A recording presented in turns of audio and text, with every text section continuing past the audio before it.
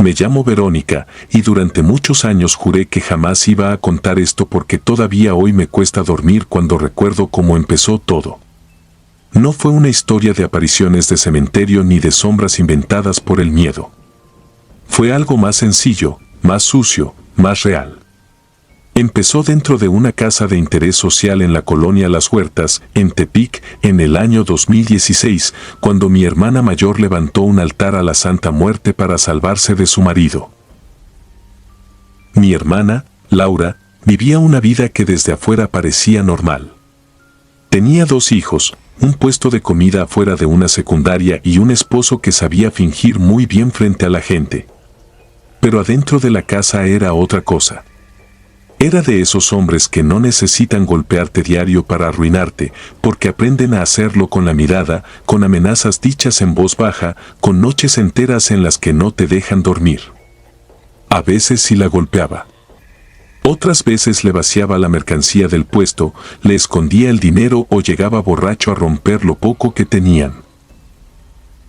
Mi madre y yo le insistimos mucho para que lo dejara, pero Laura decía lo mismo de siempre, que él era el padre de sus hijos, que la familia iba a hablar, que no tenía a dónde irse.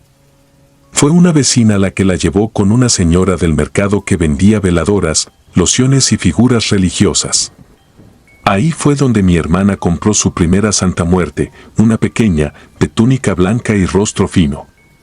La puso en una mesa cubierta con un mantel bordado, le dejó manzanas, agua, cigarros y una copa de tequila. Yo me acuerdo bien de aquella noche porque fui a visitarla y el ambiente en esa casa había cambiado.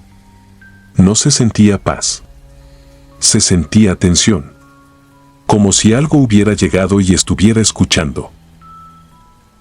Laura me dijo que no le estaba pidiendo dinero ni venganza, que nomás le rogaba protección para ella y para sus hijos, y que si era posible la sacara de ese infierno. Lo dijo con una seriedad que me dio escalofríos. Yo no era devota, pero tampoco me burlaba. En mi familia siempre se respetaron esas cosas, sobre todo porque uno crece escuchando historias y aprende que hay puertas que no conviene tocar ni para negar que existen. Pasaron 3 semanas y su marido desapareció. No era raro que se fuera de parranda, pero esta vez fue distinto porque nadie sabía con quién andaba. Al 4.º día encontraron su camioneta abandonada cerca de la carretera libre a Guadalajara. Tenía la puerta abierta, una mancha de sangre seca en el asiento y el motor frío. La policía dijo que seguramente lo habían levantado, por deudas o por andar de hablador. Nunca lo encontraron. Laura lloró, claro, pero yo la conocía. Lo que tenía no era exactamente dolor. Era otra cosa. Era alivio mezclado con culpa. Después de eso la vida le cambió demasiado rápido. Empezó a vender más en el puesto, un primo le consiguió un crédito para ampliar el negocio y hasta los niños, que siempre vivían enfermos, parecían más tranquilos. Mi hermana decía que la santa la estaba cubriendo. Yo quise creer que simplemente por fin estaba saliendo de una mala racha. El problema empezó cuando me pidió que le cuidara la casa un fin de semana mientras ella iba con los niños a Compostela. Yo acepté porque necesitaba el dinero y porque la casa quedaba cerca de mi trabajo. La primera noche no pasó nada, aparte de ese silencio raro que tienen algunas casas cuando uno sabe que no le pertenecen. Pero la segunda noche, cerca de las 2 de la mañana, escuché pasos en el patio. No eran imaginaciones. Eran pasos lentos, arrastrados, como de alguien cansado o herido. Me asomé por la ventana de la cocina pensando que tal vez un borracho se había metido, y lo vi. Había un hombre de espaldas, parado frente al altar. No sé cómo explicarlo bien, porque el patio estaba oscuro y aún así lo distinguí perfectamente. Tenía la ropa sucia, como embarrada de tierra, y el hombro izquierdo hundido, como si lo trajera zafado. No se movía, pero yo sentía que respiraba. Lo peor fue reconocer la camioneta tatuada en el brazo. Era el marido de mi hermana. Quise gritar, pero me quedé tiesa. En ese momento la veladora del altar se encendió sola. Yo no vi una chispa ni nada, solo la llama levantándose de golpe. Entonces el hombre giró un poco la cabeza, apenas lo suficiente para mostrarme la mejilla abierta y el ojo derecho blanco, opaco, como de pescado muerto. Corrí a encerrarme al cuarto y pasé lo que faltaba de la noche rezando lo poco que me sabía. Al amanecer revisé el patio. No había nadie. Pero frente al altar encontré lodo fresco y un olor podrido que tardó horas en irse. Cuando Laura volvió, le conté todo temblando. Ella me escuchó sin interrumpirme y al final se sentó frente a la santa con una calma que me pareció peor que el miedo. Me dijo algo que hasta hoy no he podido olvidar: a veces la protección no consiste en impedir que alguien muera, sino en decidir quién ya no debe regresar.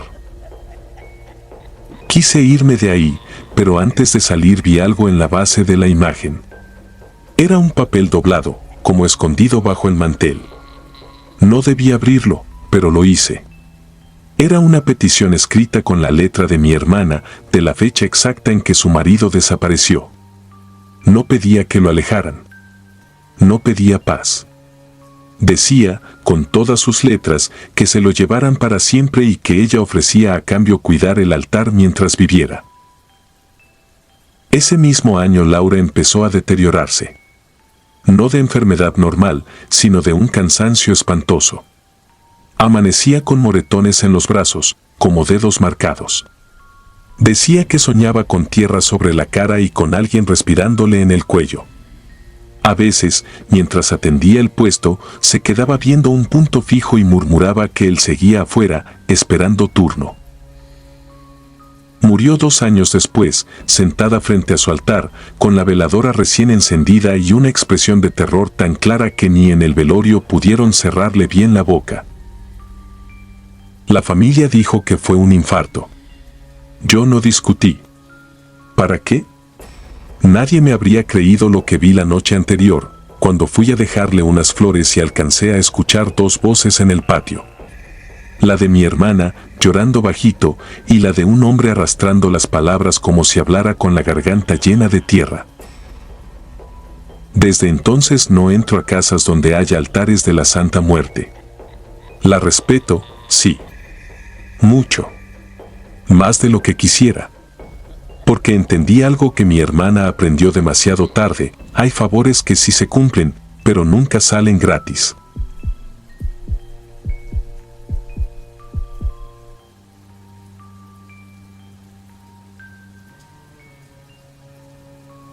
No suelo contar esto. No porque no quiera, sino porque cada vez que lo hago siento que algo escucha, como si estuviera esperando que vuelva a nombrarlo. Esto pasó en 2019, en una colonia al sur de Mazatlán. Yo tenía 28 años, un hijo de apenas 3 y una vida que, aunque difícil, ya empezaba a acomodarse. Mi madre y yo sobrevivíamos vendiendo comida en la cochera de la casa. Era cansado, pero honrado. Mi hermano menor, Esteban, llevaba años fuera. Desde adolescente se había perdido entre drogas, malas compañías y cosas que uno prefiere no saber. Cuando volvió, lo hizo distinto, demasiado distinto. Recuerdo perfectamente el día que cruzó la puerta. No fue el reencuentro que imaginé durante años. No hubo abrazos, ni lágrimas. Solo se paró en la entrada, más delgado, con los ojos hundidos y una sonrisa rara, como si supiera algo que nosotros no. Traía un tatuaje en el antebrazo. La figura era clara, una calavera con túnica. La Santa Muerte. Desde ese día, la casa empezó a sentirse pesada. Al principio intenté ignorarlo. Mi madre, en cambio, parecía tranquila. Decía que al menos había regresado, que eso era suficiente. Pero yo no podía dejar de notar ciertos detalles. Esteban no dormía en horarios normales, apenas comía, y su cuarto siempre olía a algo extraño, como humo mezclado con hierro. Una noche, mientras le dejaba la cena en la puerta, escuché que hablaba. Pensé que estaba en el teléfono, pero no, hacía pausas, como si alguien le respondiera. Me quedé quieta unos segundos. No, todavía no, dijo. Ya te dije que no es momento. Se me erizó la piel. No toqué la puerta. Me fui en silencio. Días después, mi madre empezó a dejarle a mi hijo, Mateo, mientras ella salía al mercado. Eso me molestó muchísimo. No confiaba en Esteban, no después de verlo así. Discutí con ella, pero me juró que él era diferente ahora, que incluso le hablaba bonito al niño. Quise creerle. Ese fue mi error. El día que todo cambió, yo estaba en el trabajo.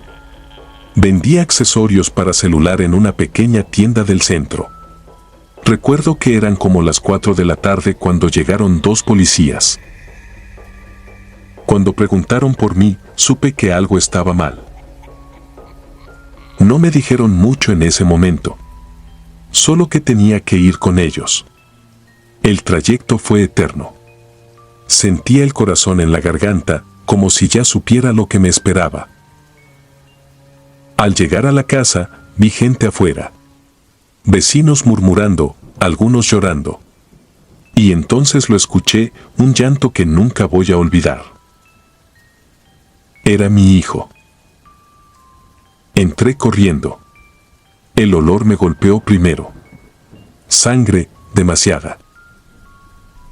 Mi madre estaba en el suelo, con las manos ensangrentadas, gritando. Y Mateo, mi hijo, estaba envuelto en una sábana, pero aún así se veía. Le faltaba parte del brazo. No recuerdo haber gritado, pero sé que lo hice. Me dijeron después que mi madre había llegado justo a tiempo. Que Esteban estaba sobre el niño, con un cuchillo, murmurando cosas sin sentido. Que repetía una frase una y otra vez. Una vida por otra, una vida por otra. Cuando escuchó las sirenas, huyó por la parte de atrás. Nunca volvió. La policía revisó su cuarto. Yo no quería entrar, pero igual lo hice. Necesitaba verlo con mis propios ojos para creerlo. Las paredes estaban manchadas. No con pintura. Había velas negras formando un círculo. Restos de animales, huesos pequeños, botellas con líquidos oscuros. Y en la pared principal, una figura de la Santa Muerte dibujada con sangre seca. Pero lo peor no fue eso.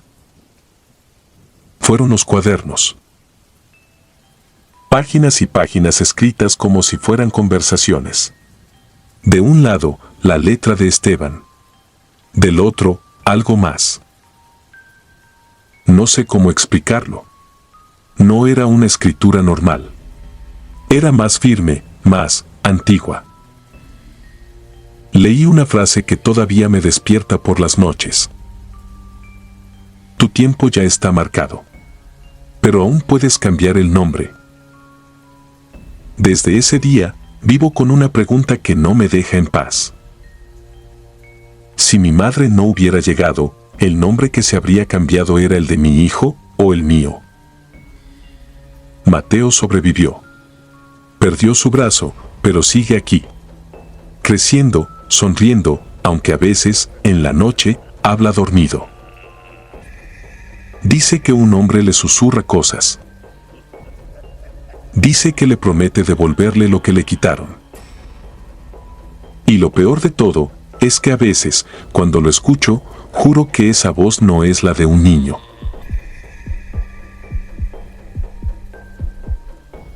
Suscribirte y darle like ayuda mucho a este canal. Si ya has escuchado mi contenido antes, te ha gustado y estás disfrutando lo que escuchas en este sector, te agradeceré que presiones el botón de suscribirse. Sin más interrupciones, continuamos.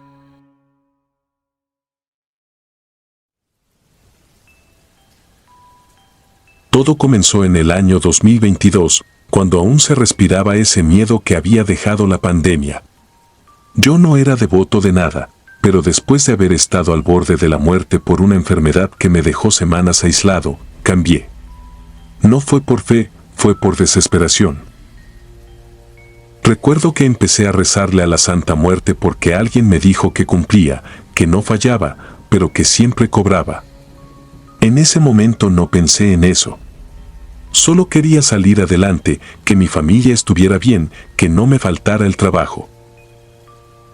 Le prometí una cosa simple: si me ayudaba a levantarme, yo sería fiel.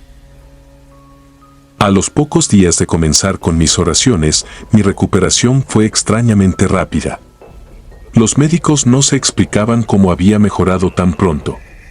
Yo sí tenía una explicación, y eso fue lo que me hizo seguir. Pero lo primero que me inquietó ocurrió esa misma semana. Mi perro, un animal sano, fuerte, que nunca había mostrado signos de enfermedad, amaneció sin moverse. Murió en cuestión de horas. Fue tan repentino que no hubo tiempo de reaccionar. Me dolió, claro, pero en ese momento lo vi como una coincidencia.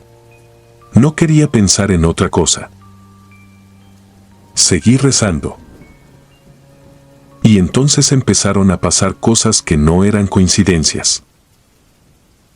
Personas que me hacían la vida imposible en el trabajo comenzaron a desaparecer de un día para otro. Uno fue despedido sin explicación. Otro simplemente dejó de ir. Todo se acomodó a mi favor. Mi situación mejoró, el dinero empezó a rendir más, incluso resolví problemas legales que llevaban años estancados. Yo agradecía, pero cada vez que lo hacía, algo más se perdía. Primero fue otro animal. Luego una amistad cercana que dejó de hablarme sin razón. Después, una noche, desperté con la sensación de que alguien estaba sentado a los pies de mi cama. No vi nada, pero sentí el peso. Y un olor. Un olor a veladora apagada, a cera vieja, a incienso rancio. A partir de ahí, todo cambió. Ya no rezaba por agradecimiento, rezaba por miedo. Empecé a notar que las cosas que pedía se cumplían demasiado rápido, pero con consecuencias que no entendía al principio. Si pedía estabilidad, alguien más la perdía. Si pedía dinero, algo en mi casa se rompía o alguien enfermaba. Como si todo tuviera un equilibrio que yo estaba rompiendo. Un día, sin pensarlo mucho, pedí algo más grande. Quería irme a Estados Unidos. Quería salir de todo, empezar de nuevo. Le prometí que si me ayudaba a cruzar, le construiría un altar donde fuera. Esa misma semana recibí la oportunidad. Todo salió demasiado fácil. Llegué a la frontera, me llevaron a una casa de seguridad, y ahí fue cuando sentí el primer golpe real de miedo. Había un altar. Una figura de la Santa Muerte, vestida de negro, con veladoras encendidas y algo más. Tenía algo entre las manos. Un collar. No era cualquier cosa. Era el collar de mi perro muerto. El mismo. No podía equivocarme. Nadie ahí sabía de eso. Nadie. Esa noche no dormí. Y cuando por fin cerré los ojos, soñé. No fue un sueño común. Estaba en un lugar oscuro, sin forma, sin tiempo. Frente a mí estaba ella. No como la figura que todos conocen, no como estatua, sino como algo más real, más presente. No hablaba, pero yo entendía. Me mostró todo lo que me había dado. Y luego, todo lo que había tomado. No eran coincidencias. Eran pagos. Entonces entendí. Nada de lo que había pedido había sido gratis. Y lo peor fue cuando me hizo ver lo que faltaba. Mi familia. Desperté sudando, con el pecho apretado, como si algo me estuviera observando. Esa misma madrugada decidí no cruzar. Inventé una excusa, me regresé como pude. Perdí dinero, oportunidades, pero sentía que había escapado de algo. O eso creí. Porque al llegar a mi casa, lo primero que vi fue una veladora encendida en la sala. Yo no la había dejado así. Nadie en mi casa lo había hecho. Y junto a ella, había un pequeño altar improvisado, con una figura que yo nunca había comprado. La Santa Muerte. Y al lado, una foto de mi familia. Fue ahí cuando entendí que no importa a dónde vayas. Si le pides, ella escucha. Y si te concede, siempre cobra. Siempre.